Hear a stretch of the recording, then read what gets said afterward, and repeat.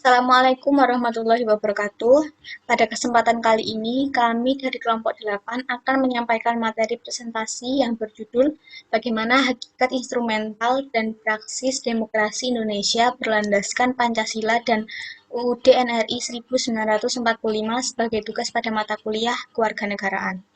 Baik, langsung saja perkenalkan anggota kelompok 8. Next slide. Baik, yang pertama ada saya, Anissa Listia Kuatadita dengan NPM 010 sebagai moderator, dan yang kedua Anita Widyasa Fitri dengan NPM 011, dan yang ketiga ada Gita Wulandari dengan NPM 017, dan yang keempat Nurmala Erliawati dengan NPM 324. Next slide.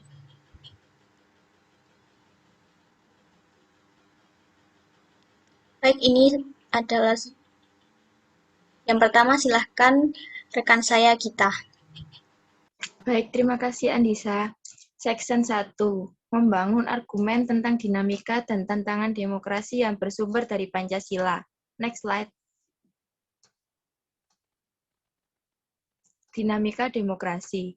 Dalam sejarah Indonesia, sudah beberapa kali pemerintah melakukan amandemen pada konstitusi dari berlakunya UUD 1945, Konstitusi RI 1949, UUDS 1950, lalu kembali ke UUD 1945. Akhirnya pemerintah telah mengamandemen UUD 1945 sebanyak 4 kali. Dalam proses tersebut, terdapat perbedaan antara sistem pemerintahan sebelum dilakukan amandemen dan setelah dilakukan amandemen pada MPR, DPR, dan DPD. Next slide. 1. Majelis Permusyawaratan Rakyat. Kedudukan MPR. Kedudukan MPR sebelum amandemen. Sebelum adanya amandemen, kedudukan MPR berdasarkan UUD 1945 merupakan lembaga tertinggi negara dan sebagai pemegang dan pelaksana sepenuhnya kedaulatan rakyat dan dilakukan sepenuhnya oleh MPR. Artinya, kekuasaan dilakukan sepenuhnya oleh MPR sehingga terjadi checks atau balance atau saling mengawasi dan mengimbangi antar lembaga negara. Kedudukan MPR sesudah amandemen. Setelah amandemen, MPR tidak memiliki lagi kewenangan menetapkan GBHN dan tidak lagi mengeluarkan ketetapan MPR atau TAP MPR, kecuali berkenan dengan menetapkan Wapres menjadi presiden.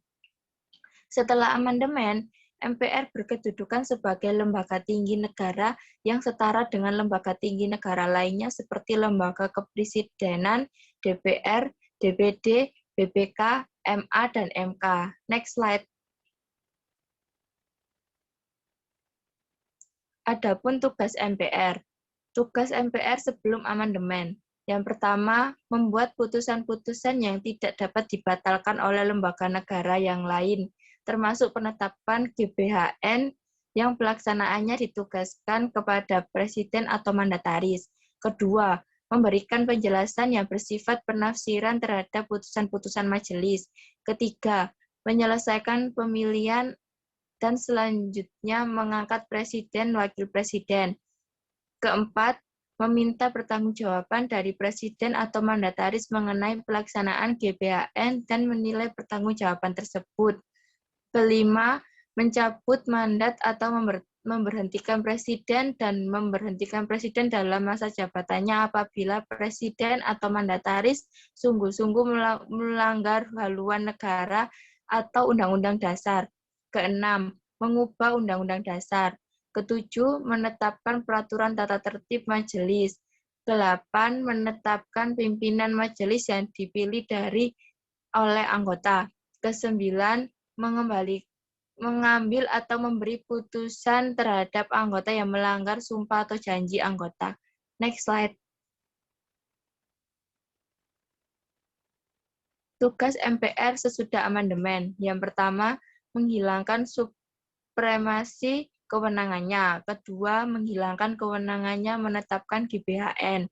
Ketiga, menghilangkan kewenangannya mengangkat presiden atau karena presiden dipilih secara langsung melalui pemilu, tetap berwenang menetapkan dan mengubah UUD. Keempat, melantik presiden atau wakil presiden. Kelima, memberhentikan presiden atau wakil presiden dalam masa jabatannya. Keenam, memilih wakil presiden dari dua calon yang diusulkan oleh presiden dalam hal terjadi kekosongan wakil presiden. Ketujuh, memilih presiden dan wapres dari dua pasangan capres dan cawapres yang diusulkan oleh partai yang pasangan capres dan cawapresnya meraih suara terbanyak pertama dan kedua dalam pemilu sebelumnya sampai berakhir masa jabatannya. Jika presiden dan wakil presiden mengangkat, berhenti, diberhentikan, atau dapat melakukan kewajibannya dalam masa jabatannya secara bersamaan. Ke-8, MPR tidak lagi memiliki kewenangan untuk menetapkan GBHN. Materi selanjutnya akan disampaikan oleh Andisa. 2. Dewan Perwakilan Rakyat. Dalam upaya mempertegas pembagian kekuasaan dan menerapkan prinsip saling mengawasi dan mengimbangi yang lebih ketat dan transparan, maka ketentuan mengenai DPR dilakukan perubahan. Keanggotaan, susunan, dan waktu sidang DPR. Jika diperhatikan, perubahan dari ketentuan tersebut ialah penambahan ketentuan pemilihan anggota DPR yang bertujuan agar rakyat bisa mengawasi jalannya kepemerintahan melalui perwakilan rakyat atau DPR guna menghindari sikap sewenang-wenang dalam badan kepemerintahan. Next slide. Kekuasaan DPR dalam membentuk undang-undang. Jika diperhatikan, peran DPR pada pasal 20 UUD 1945 berubah. Kalau sebelum amandemen UUD 1945, kekuasaan membentuk undang-undang berada di tangan Presiden. Maka sesudah amandemen 1945, kekuasaan membentuk undang-undang berada di tangan DPR, sedangkan Presiden hanya mengesahkan rancangan undang-undang yang telah dibahas bersama dengan Dewan Perwakilan Rakyat. Next slide.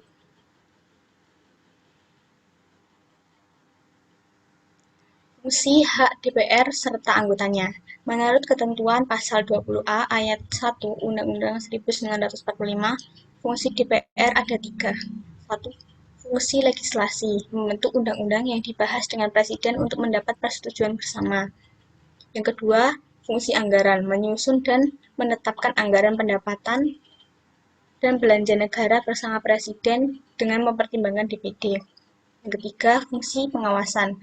Melakukan pengawasan terhadap pelaksanaan UUD NRI tahun 1945, undang-undang dan peraturan pelaksanaannya. Next slide. Hak DPR berdasarkan pasal 20A ayat 2 UUD 1945.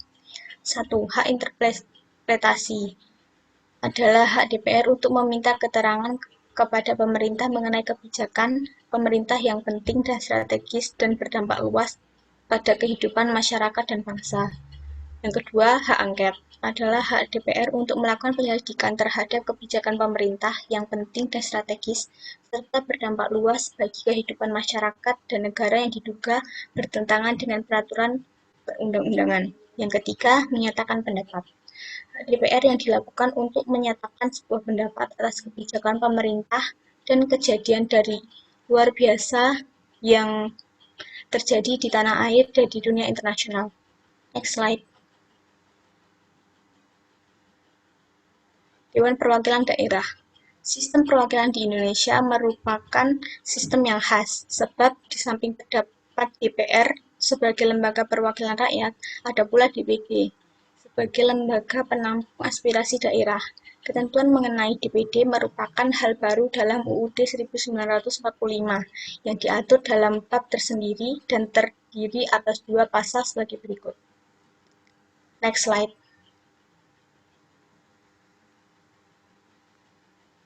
Selanjutnya akan diterangkan oleh rekan saya, silahkan Anita.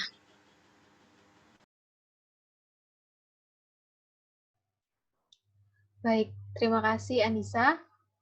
Untuk section 2, mendeskripsikan esensi dan urgensi demokrasi Pancasila.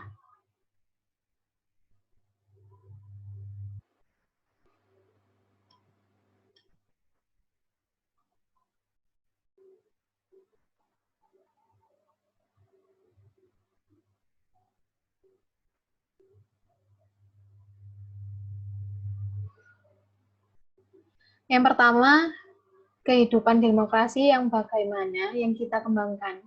Selain bersifat universal, yaitu diakui oleh seluruh bangsa yang berada di seluruh dunia, demokrasi di Indonesia juga memiliki sifat yang universal dan memiliki sifat yang khas sesuai dengan budaya bangsa Indonesia berdasarkan Pancasila. Sebagai demokrasi yang berakar pada budaya bangsa, kehidupan demokratis yang kita kembangkan harus mengacu pada landasan ideal Pancasila dan landasan konstitusional UUD NRI tahun 1945. 10 pilar demokrasi Pancasila. Berikut adalah 10 pilar demokrasi Pancasila yang dipesankan oleh para pembentuk negara Republik Indonesia sebagaimana diletakkan di dalam UUD NRI tahun 1945, Sanusi 1998. Yang pertama, demokrasi yang berketuhanan yang Maha Esa. Kedua, demokrasi dengan kecerdasan. Ketiga, demokrasi yang berkedaulatan rakyat. Keempat, demokrasi dengan rule of law. Kelima, demokrasi dengan pemisahan kekuasaan negara. Yang keenam, demokrasi dengan hak asasi manusia. Yang ketujuh, demokrasi dengan pengadilan yang merdeka. Kedelapan, demokrasi dengan otonomi daerah. 9, demokrasi dengan kemakmuran. 10, demokrasi yang berkeadilan sosial. Baik, untuk slide selanjutnya akan dijelaskan oleh rekan saya. Nurmala, dipersilahkan. Terima kasih. Sini saya akan menerangkan nomor 2. Mengapa kehidupan yang demokratis itu penting? Pada hakikatnya, sebuah negara dapat disebut sebagai negara yang demokratis apabila di dalam pemerintahan tersebut rakyat memiliki kesempatan untuk berpartisipasi dalam pembuatan keputusan, memiliki persamaan di muka hukum, dan memperoleh pendapatan yang layak karena terjadi distribusi pendapatan yang adil. Next. Partisipasi. A. Partisipasi dalam membuat keputusan. Para pembuat kebijakan memperhatikan seluruh aspirasi rakyat yang berkembang. Kebijakan yang dikeluarkan harus dapat mewakili berbagai keinginan masyarakat yang beragam. Yang B. Persamaan kedudukan di depan hukum. Hukum itu mengatur bagaimana seharusnya penguasa bertindak, bagaimana hak dan kewajiban dari penguasa dan juga rakyatnya. Semua rakyat memiliki kedudukan yang sama di depan hukum. Artinya, hukum harus dijalankan secara adil dan benar. Hukum tidak boleh pandang bulu. Siapa saja yang bersalah dihukum sesuai ketentuan yang berlaku. Yang C. Distribusi pendapatan secara adil. Setiap warga negara miskin berhak mendapatkan pendapatan yang layak. Pemerintah wajib memberikan bantuan kepada fakir miskin yang berpendapatan rendah. Dengan program-program yang dijalankan pemerintah, seperti bantuan uang tunai maupun kesempatan lapangan kerja, diharapkan terjadi distribusi pendapatan yang adil di antara warga negara Indonesia. Next. Yang ketiga, bagaimana penerapan demokrasi dalam pemilihan pemimpin politik dan pejabat. Cara dan mekanisme yang digunakan adalah pemilihan umum atau pemilu. Sesuai dengan namanya, pemilu berarti kegiatan atau proses pelaksanaan memilih orang yang kita harapkan menjadi pemimpin atau wakil kita sebagai rakyat dan warga negara. Kegiatan ini dilaksanakan secara menyeluruh pada waktu tertentu yang sudah diatur dalam peraturan hukum sebagai dasar keabsahannya. Next. Ya, terima kasih. Saya kembalikan kepada moderator. Baik, itu tadi materi yang dapat kami sampaikan. Bila ada pertanyaan, silahkan tulis di kolom komentar. Terima kasih atas perhatiannya. Kami dari kelompok 8, jika masih ada kurangnya mohon maaf sebesar-besarnya. Kami akhiri. Wassalamualaikum warahmatullahi wabarakatuh.